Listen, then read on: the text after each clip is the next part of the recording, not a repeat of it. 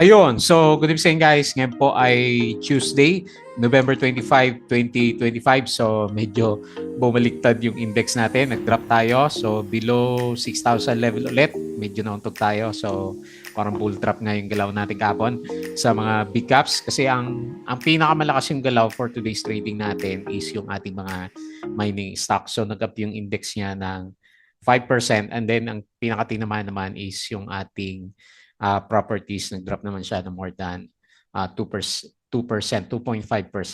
Yung nakita ko sa kanya kanina. So nag-close tayo ng 5,976.17. So meron tayong negative 0.75%. Pero yung nakikita nyo yung mga yung mga movers sa market natin. So tapos net foreign sale tayo, laki. 2.98 billion. So magpupullback kaya yung big caps natin kasi nagbalikan na naman yung mga traders sa sa mga mining stocks. Nalakas ng sipa ni na di ba? APX, PX, sina OGP, so LC, ayan. So gumalaw na naman yung karamihan sa kanila at hindi pa rin tapos yung arangkada ni Haven natin, di ba? Umarangkada rin pa rin siya for today's trading natin. Pero yung majority ng mga big caps medyo may pullback talaga sila. Si Ali, nakita ko meron siyang net foreign sale na more than 300 million. Okay? So hopefully hindi trap yung galaw pero parang ganun yung pinapakita ng index. So sa galawan US market, malakas sila kagabi. Humataw kagabi yung US market nag-up sila ng more than 2%. So yung futures nila mukhang babawi naman. So negative naman yung nakikita natin sa kanya. Tapos sa Europe, so medyo drop yung Europe stocks natin and mix yung galawan sa Asian market. So ang good news siguro yung crypto. So from 82K nung isang araw ba yon na galawan natin is 87K na ulit ngayon si Bitcoin natin. Hopefully makabalik na siya. Yan, nagbi-break even na tayo dun sa bili natin kay Sol. Bumili ako ng Sol na nung drop siya. Yung unang pinaka-drop niya until 84K yata si Bitcoin pero nag-drop pa siya, di ba? Umabot pa siya ng 82K nung nakaraan. Okay? So ito yung ating mga trend stocks. Si Haven pa rin. So parang nagdahilan lang, no? Binalik na yung price action. So another 21.83%. Pero nagsiso to So nung umaga, malakas siya, more than 19% yung opening niya. Tapos nag-pullback, nag 5%. And then nakabawi ulit siya. So nag-close siya na 21.83%. Ayun. So halos break-even na si Haven. So yung mga nasa taas, pwedeng-pwede na, di ba? Mag-exit. Okay. Tapos si PhilWeb, yung breakout niya natuloy na. So lakas ng breakout. 17.37%. May mga nababasa ako na sinasabi backdoor listing. So pero wala naman tayo nakita na balita. So meron siyang may karga 16.71 million net foreign buy si Web. And then si Felix Mining PX nag-up ng 10.82%. Sinilip ko pala yung gold prices. Nung isang araw siya pumitik. So delay ba yung sentiment natin. So meron siyang 17 million 1.7 million net foreign buy. Tapos si APX nag-up ng 9.67%. So 13.16 million net foreign buy. IMI, ayan, another breakout. So 9.28% dahil tumigil, no? 187.58K net foreign buy. And si Manila, ayan, so pipicture ulit natin another high, all-time high, di ba? Kasi above siya ng IPO price. So 3.13% up, pero 57.66 million net foreign sell. Okay? So pinakapanalo, mining stocks at saka si Golden MB, si Haven stocks natin. Okay, so disclaimer pa rin sa mga bago sa channel natin, as usual, yung ating review is for education purposes lang po yan. So, wag mong gagamitin ito as a reason para mag-buy, sell, or hold ng stocks. So, napaka-volatile ng stocks natin. So, may risk na involved. So, due diligence na lang po sa mga stocks na binibili nyo. Okay? And then, follow mo lang po ako dito sa ating Palabra Trader na YouTube channel. Subscribe ka lang para updated ka sa mga reviews natin or kung sumajoin ka dito sa trading group naman natin. Okay? So sa mga naka-subscribe, maraming salamat po. Ayan, bumabalik na tayo sa 1K. So parang parehas sa galawan ng index pero medyo duda nga ako sa galaw ng market natin. Sino yung mga nagbebenta na yan? Lalaki, no? Na umabot siya ng 2.9 98, halos 3 billion. Buti nga hindi bumagsak yung yung index natin. Kapal reviews, so Maynilad na mamayagpag, profit or loss, sample trades, mga basic indicators. So check na nga po yung mga nag-aaral diyan. Fundamentals, yung mga risk management and basic learnings, PSC, stock market studies natin. Okay? So sa crypto, follow mo na lang po ako dito sa ating Palawi Trader Crypto to para sa mga cryptos reviews natin. Ayan. So hindi ko alam kung bawal ba si probit.com sa Philippines. Meron ako 3 review sa kanya dito eh. Ayan. So paki-double check niyo lang. Tapos sa social media, Facebook account na Palaboy Trader para updated ka sa mga posts natin. Or dito sa Facebook page, ayan, para updated ka sa mga posts. Bodega Peak, yung mga articles natin sa local market and Twitter. So, tignan natin meron tayong summary eh. Okay. So, hanapin na lang natin kung sino tong, laki niya eh, 2.98 billion na nag-net foreign sell dito sa market natin. So, pero alam ko si Ali nga, nakita ko more than 300 million. Pero hindi pa rin sapat, no? Yung kanya net foreign sell. So, ito tinamaan ngayon, property, minus 2.54%. At saka industrial sector, 1.71%. So, verde na pinakamalakas, mining stocks. Ayan. So, lahat pala dito tayo nagbabubad, no? So, meron siyang 5.7%. Laki niyan. So, daming umakyat na mining stocks. So, foreign funds bought, dahil puro mining yung pinili. East, West, if General Co, SPNEC, Hinebra San Miguel, Keeper, JT Cap, Eritz, CPG, Philrit, Tel, Now, Sibumac, STI Web, Pure Gold, at saka Sina, APX Nickel, OGP, at saka CPX. Okay? Foreign funds sold, AUB, BDO, BPI, China Bank, ACE-N, Meralco, Maynilad, CNPF, DNL, Emperador, AC, Aboites, AGI, Ali, DD, Double Dragon, DDMPR, Globe, Converge, ICT, Bloom Plus, Aldi, Robinsons Retail, at saka si Wilcon. Okay? So ito yung galaw natin. So makita mo, puro mga blue chips, yun na mula. Meralco, so binawi din niya, no? May breakout to nung nakaraan eh. So binawi din niya minus 4.85%. And then Metrobank, minus 4.57%. SMPH, minus 3.81%. So sobrang hina kasi walang foreigners. Monde, minus 2.7%. Aries, minus 2.24%. URC, minus 2.15%. At saka si Ali, minus 1.62%. So may winners naman, konti lang. BPI plus 3.54%. San Miguel So bumabawi si San Miguel, 1.84%. ACE-N, 1.65. Pure Gold is 0.99. Okay? So konti-konti lang yung nag-berde dito sa index natin. Umaga pa lang, di ba? Medyo mapula na yung opening natin. Kala ko kagaya kahapon, di ba, nag-siso. So ngayon is natuluyan yung index. So index ASN is SEC approves capital stock height. So watch daw yung dilution.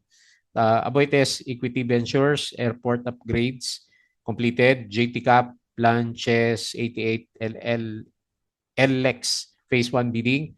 PHN, no IPO plans for now. Okay? Baka si Web. Ayan, umakit kasi si Web eh. So ito yung natin. Ayan, dahil mapula kaninang alauna. So anyway, nakita na natin yung summary ng mga blue chips. ATI, Q3, ano ba to? Drop 4.26%. SSI, high-end retail, is weak. SMPH, through its leisure resort residence developer to invest 3 billion in M Village. Ayan. Winners, Meralco Video ICT. Sa to yung kapon siguro to, no? Kapon to, no? Okay, so top yields, kahapon nga sina RCR. Di ba? Sila yung lumipad. So yung first half natin, mas marami pala yung mas marami yung verde nung first half, no? Kasi alas 12 ito eh. So China Bank 2.06, ASEAN 1.65 plus 1.64%, CNPF 1.51. So hindi pa ganun kalaki yung drop natin. Pero pati yung net foreign sell natin hindi ganun kalaki. Pero bago mag-pre-close, nakita ko 900 million yung net foreign sell. Tapos nagkaroon ng buhos sa closing ng markets natin. Ayaw pa talaga nila mag-invest sa market natin. Okay, so yan, 11. Asian stocks climb for second straight session. Share buyback, MEG, OPM, BRN, RCI, at saka si Ali. So, share buyback si Ali. Walang sawa sa pagbili. Okay, ano ba to? May resibo daw si Saldico. Has accused BBM of engineering back-to-back multi-billion peso budget insertions and demanding 25% cut from the amounts involved. Para masyadong obvious naman na, di ba? So, namayad si Saldico. Baka kasi yung mga picture, may mga pinakitang picture na maleta, di ba? Kung ewan ko sa Facebook, parang may nakita ko. Parang resibo daw. Yun daw yung evidence niya para kay allegedly, para kay BBM. Pero baka yun yung mga binigay niya. Binigay sa kanya, di ba? Ina-allege ni na sino ba? Sino Bryce Hernandez, di ba? Na mali-maleta. Baka yun na yun, yung mga binigay sa kanya last time. Okay? ASEN, unit CNX obtain SEC approval to raise its authorized capital stock. BDO plans to issue 5-year dollar senior unsecured bonds. FCG is restructuring its pizza business. Maparamdam. STI, so kahapon umakyat pala siya. No? Maganda yung earnings daw niya eh. Ayun, 135%. So sa US, umakyat sina EMD. Nagakyatan yung mga AI stocks. No? Palantir, 4%, Intel, 3.74%, Supermicro, 3.54%.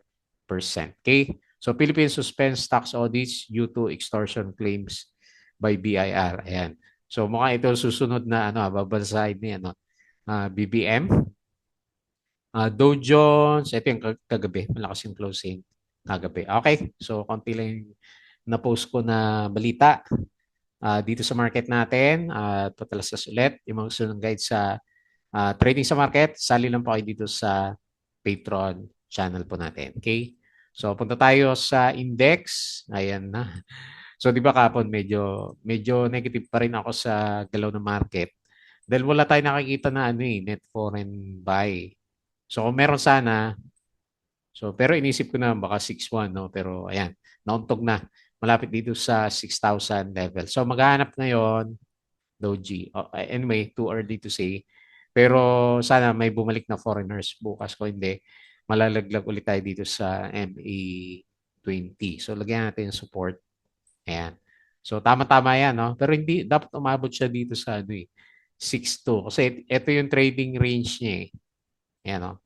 So, di ba may peak dito, may peak, pero hindi na siya umabot. So, hopefully umabot bago mag-pullback si PSE. Kung hindi, laglag na naman yung mga blue chips na alaga natin. Okay, so goods pa rin naman yung RSI nasa above 50. Kailan Doji yung yung candle. Tapos, okay din yung itsura ng MACD formation. Okay, so nag-close tayo 5,976 minus 0.75. Tapos meron tayo 2.98 billion net foreign sell. Okay? So, tingin na lang tayo sa mga winners. Haven, nako. So, taas. Anong sukat natin dito? Yun, 347%. Mukhang babalik pa sa taas, ha? Hindi kaya mag-shoot up pa to. Mag-shoot up pa kaya. So, medyo marami nang harang dito, So, nag-close siya 21.83%. Si Web, ayun, nag-explode.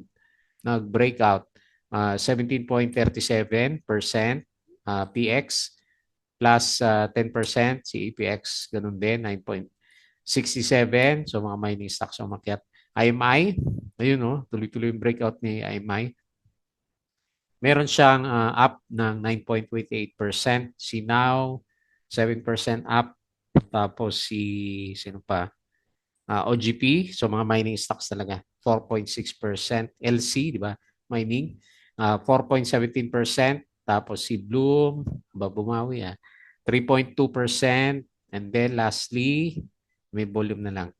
Si SEP, 1.7%. Okay? So sa losers natin, ang tinamaan, si SMPH sa Big Cap si Meralco. Ayun, kinain niya yung breakout niya. False breakout si Meralco. Minus 4.85. Si Metrobank minus 4.57. SMPH, minus 3.81 na untog. Tapos si Home, laglag. Monde, minus 2.7%. Medyo bullish pa naman ako sa blue chips kahapon. Ayan. So, kailangan talaga natin ng foreign buy sa market. And then lastly, si Union Bank, minus 1.23%. Ang lakas na rin downtrend ni Union Bank. Okay? So, balik tayo dito. Ayan dahil blue chips na laglag. Si RCR, ayan di ba pinag-usapan natin kahapon.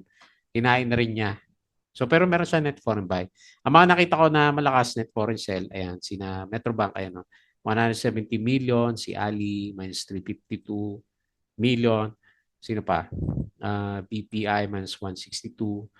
Lumalabas pa rin yung mga foreigners, no? SMPH, minus 77. So nangangamoy pullback. Hopefully hindi, pero nangangamoy pullback si BSE market natin.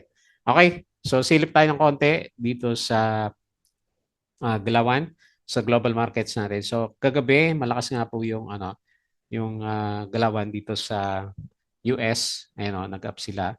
So 2.69 si Nasdaq kagabi. Pero ngayon parang pullback na. So S&P futures minus 0.19, Dow futures minus 0.15 at saka si Nasdaq futures minus 0.36. So European stocks nagdi-dip na. And then sa Asia stocks is mix tayo mix yung galawan.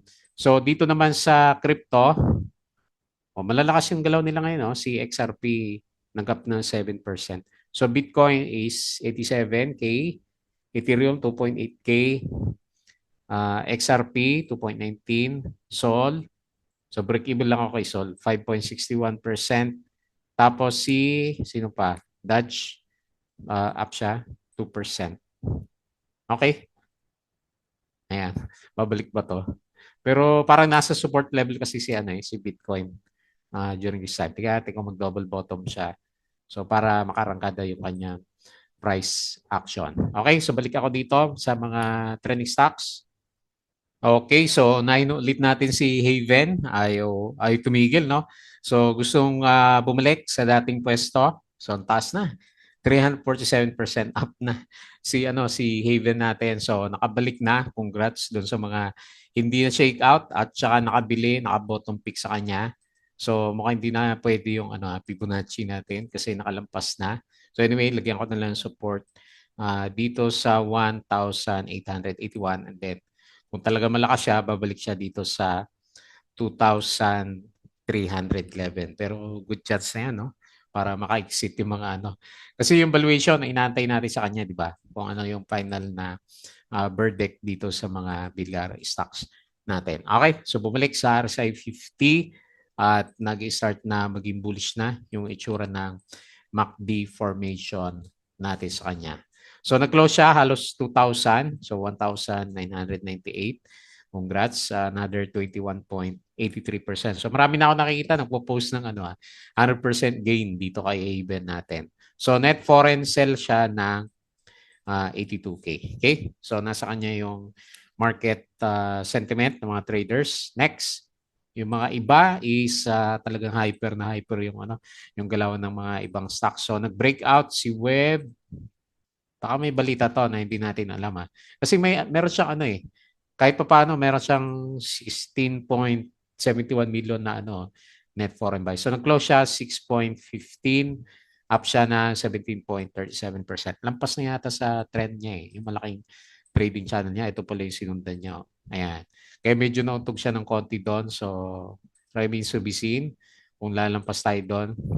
Yan na lang ilalagay ko na pinakamalapit na resistance. Meron ba dito sa kabila? Ayun so nandito na siya sa mga peak niya last time. Ito na, lampasan na natin. So panalo si Web Diretso 200%. Simula dito sa consolidation area niya from a few years back. Ayan. So marami na pala lalaya sa kanya since 2022. Marami nang pinalaya si Web natin. Ayan. So hindi natin alam yung balita. Kasi titignan ko yung earnings niya, di ba? From the past few days, negative naman. So, pero ngayon, mayroon siyang pump na 16 million sa foreigners. Baka may balita to na lalabas na lang maka-sell on news, no? So 90.61 million yung traded value ni Web. Okay? So bullish, super bullish yung RSI, overbought na. And then yung MACD is parabolic din yung galawan po niya. Next. So ano bang catalyst natin sa mga mining stocks? Kasi titingnan ako si gold. Kahapon pa siya ayan kahapon siya sumipa. O siguro kanina lang tong no, yung start ng day. Baka ito yung nakikita ng market natin kanina trading kasi nag-breakout yung price action ni gold. Okay? So tignan natin sa 5 minute. O, dire-diretso naman yung galaw niya, may pag-pump pa sa close, pero diretso yung galawan ni Felix Mining. Okay, so gumanda ulit So lumalaban na ulit yung price action, talagang siya MA 100 yung ayan, bigger picture na lang. Ayan, yung mga medyo bullish sa mining stocks, ayan. Meron siyang big picture. Ayan. Hopefully mabot siya diyan. Kung konti lang galaw natin, kailangan makita natin mag-fill the gap bukas dito sa 9.13. Pero sa ginagalaw nila, mukhang dito yung galawan ng market natin, di ba? So bullish yung ating RSI above 50. Kaya nag-start na mag-price gumanda yung MACD formation. So nag-close siya 8.81, up siya ng 10.82% and 17 million net foreign buy. May net foreign buy pa. Okay, next, APX. Net foreign buy din ba to? Net foreign buy din siya. 13.16 million. So nag-close siya halos 10 pesos ulit. Up siya 9.67%. So malamang parehas din ng galaw nito kasi ayan puro mining stocks. Okay yung galaw niya, hindi siya yung pump sa closing ng market natin. So ganun na rin titignan ko sa kanya. Ayan. Sa mga masyadong bullish. So meron tayong trading channel na nakita. So, pero ganun din, parang kay PX, meron siyang malapit na resistance, fill the gap. Dito nag-fill the gap pala siya last time, no? Saka siya bumagsak. So 10.6 yung pinakamalapit na resistance, pero bigger picture. So makalalapas ulit siya ng 12 pesos, hopefully. Okay, so maganda yung ating RSI. Ganda ng mga galawan ng mining stocks. Okay din yung MACD formation natin. Tama-tama pa para bukas, no? So, yun lang nakita natin kay EPX. And then, IMI, lalakas yung mga sipa ng mga to, no? Ayan, dire-diretso ng galawan. So, hindi na siya nag-retest, no? Ayan, nag-fill the gap siya dito. Meron siyang gap na binuo. Okay, and then next resistance, may gap na naman siya dito, no? Kung talagang sisipa pa rin siya, meron pa dito. So, 3.4 na lang. Ilalagay ko sa kanya, parang yan din yung gustong puntahan ng trend. Lalaki ng mga trend nila, no? Ayan, oh. So, parang ito yung trending niya eh. Tingnan natin sa baba. Ayan, oh. Okay. So, puli mabot siya 3.4. Medyo overbought na nga lang siya ng konti. RSI 71. Pero bullish. Bullish yung mga galawan ng indicators natin. So, nag-close siya 3.18. Up 9.28% and 187K net foreign buy. And then lastly, yung bagong IPO stocks, ganda rin ng galaw ni Maynilad, no? Nag-i-stay siya above ng kanyang IPO price. So, yung mga nag-IPO, congrats. So, nung nire-review ko to nung una, di ba? Sabi natin, mga mabigat to. So, nag-drop siya, pero ng 6%, umakit naman siya ng 10%. Panalo yung Tapos wala naman resistance, di ba? So magaling yung niya, yung nag-i-stabilize kasi may budget itong mga to, di ba? Na mag-stabilize ng price action. Ayan. So yan yung pinaka-trend natin kay Maynilad.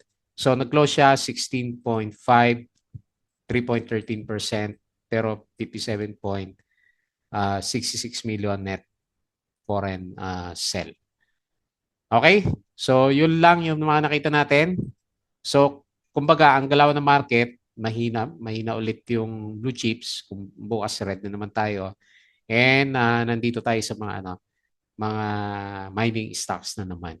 So, yun nakikita natin na trend ng market after siguro ng bilyar stocks natin. Okay? So, tis-tis muna sa mga blue chip holders na kagaya natin. So, as usual, bago tayo mag-close, please don't forget to subscribe dito sa ating channel. Join ka sa group, guys. Ayan, yung mga kasama natin. Kung gusto mo ng guide, crypto ko to, Facebook account, Facebook page. Follow mo na lang. Budagipik, Twitter, and Patreon sa mga gusto ng guide. Salin lang po kayo sa group natin. Okay, so yun lang. Maraming salamat. Meron pa tayong 3 days of trading.